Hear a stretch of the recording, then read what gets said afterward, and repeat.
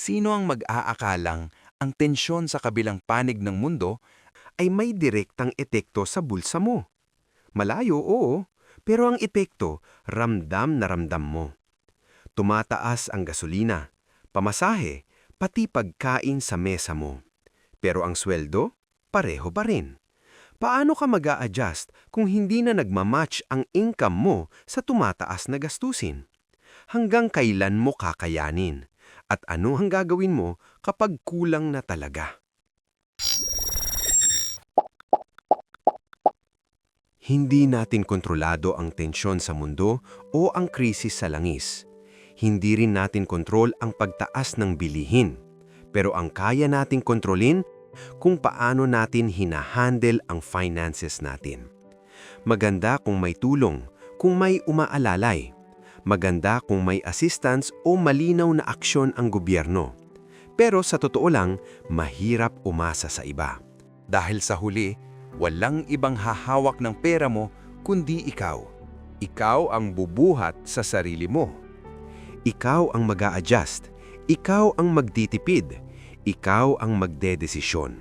At kung hindi mo inaayos ang finances mo, ikaw din ang magsasuffer ng mga consequences nito. Hindi natin mapipigilan ang pagtaas ng presyo, pero pwede nating siguraduhin na hindi tayo basta-basta malulunod nito. At nagsisimula yan sa kung paano mo hinahandle ang pera mo. Kaya kung ganito na ang sitwasyon, paano ka mag-a-adjust kung hindi na nagmamatch ang income mo sa tumataas na gastusin? Hanggang kailan mo kakayanin? At ano ang gagawin mo kapag kulang na talaga? Kung hindi na nagmamatch ang kita mo sa gastos, hindi ang income ang unang gagalaw. Ikaw ang gagalaw. Kailangan mong tanggapin na hindi ito panandalian lang. Hindi agad tataas ang sweldo at pwedeng manatiling mataas ang presyo ng mas matagal kesa inaasahan.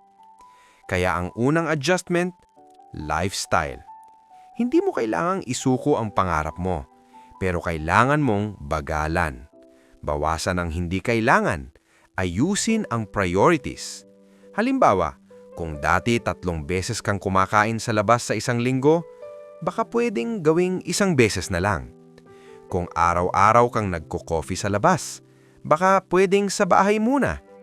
Kung araw-araw nagdadala ka pa ng kotse sa work, baka pwedeng carpool or commute.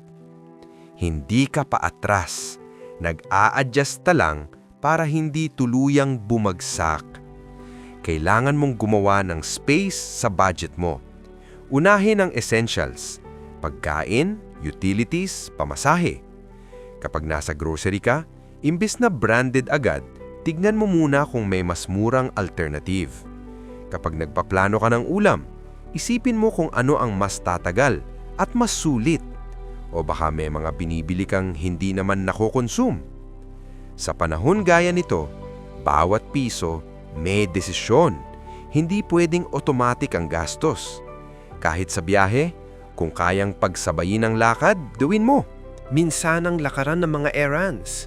Kung kayang maglakad ng konti para makatipid sa pamasahe, malaking bagay na yon over time.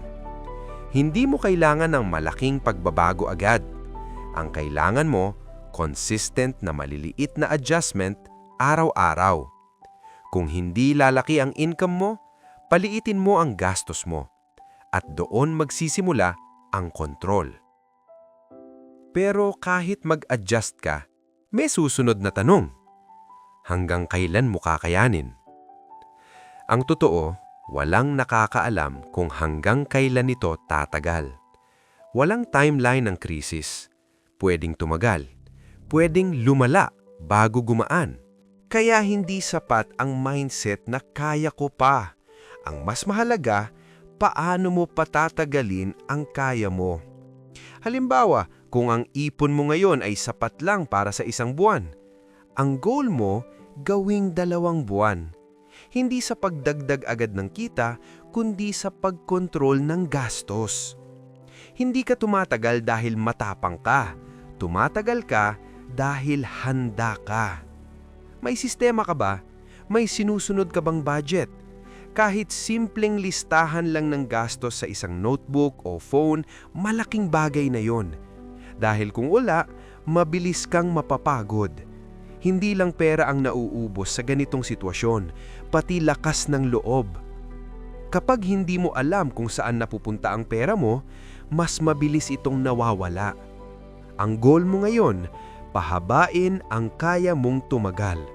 Bawasan ang gastos, iwasan ang utang, at protektahan ang cash mo.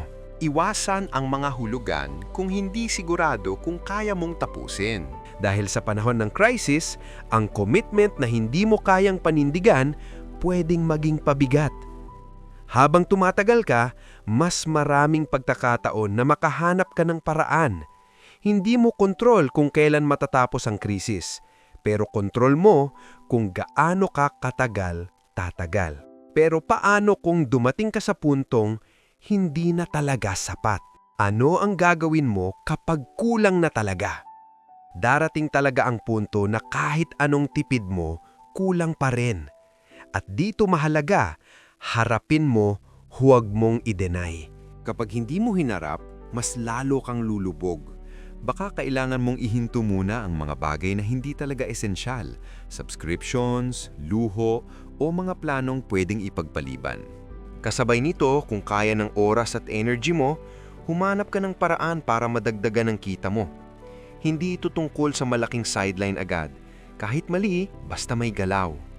May mga kakilala akong nagbebenta ng itlog na maalat, kape, mais, kung ano-ano lang na kaya nilang i-buy and sell. At kumikita sila ng additional 300 to 500 pesos per week. Hindi man kalakihan, pero malaking tulong yun sa pang-araw-araw. Pero habang naghahanap ka ng dagdag kita, may isa ka pang dapat tignan. Yung mga lumalabas na pera na hindi mo napapansin. I-check mo rin ang mga bisyo mo. Baka ito na rin ang panahon para pagnilayan. May mga kilala ko, libo ang nagagastos sa vape at alak. Kung kwentahin ang lahat ng ginagastos nila sa mga ganitong bagay, magugulat ka. Minsan, kasya ng pang-isang kabang bigas. At higit sa lahat, iwasan mo ang pangungutang. Sa ganitong sitwasyon, ang utang hindi solusyon. Bitag yan. Sa simula, parang nakakahinga ka. Pero sa dulo, mas lalong sikip. Kapag umutang ka para punan ng kulang, hindi nawawala ang problema, lumalaki lang. Kasi may dagdag ka ng obligasyon sa panahon na hirap ka na nga. Kung maaari, huwag kang papasok sa utang na hindi mo sigurado kung paano babayaran. Mas mabagal ang progress na walang utang, pero mas sigurado. Hindi ka pwedeng tumigil kapag kulang na, pero hindi rin ibig sabihin kahit anong paraan papasukin mo. Gumalaw ka, pero gumalaw ka ng tama. Dahil sa dulo, hindi ito laban ng pera lang. Laban ito ng diskarte, tiyaga at tamang desisyon. Hindi natin kontrol ang krisis sa mundo, pero kontrol natin kung paano natin hahawakan ang pera natin. Hindi man madali ang sitwasyon, pero may magagawa ka. Mag-adjust, magtiyaga, umaksyon.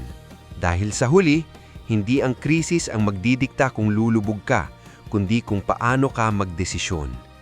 Hindi natin kontrol ang mundo, pero kontrol natin kung paano tayo lalaban.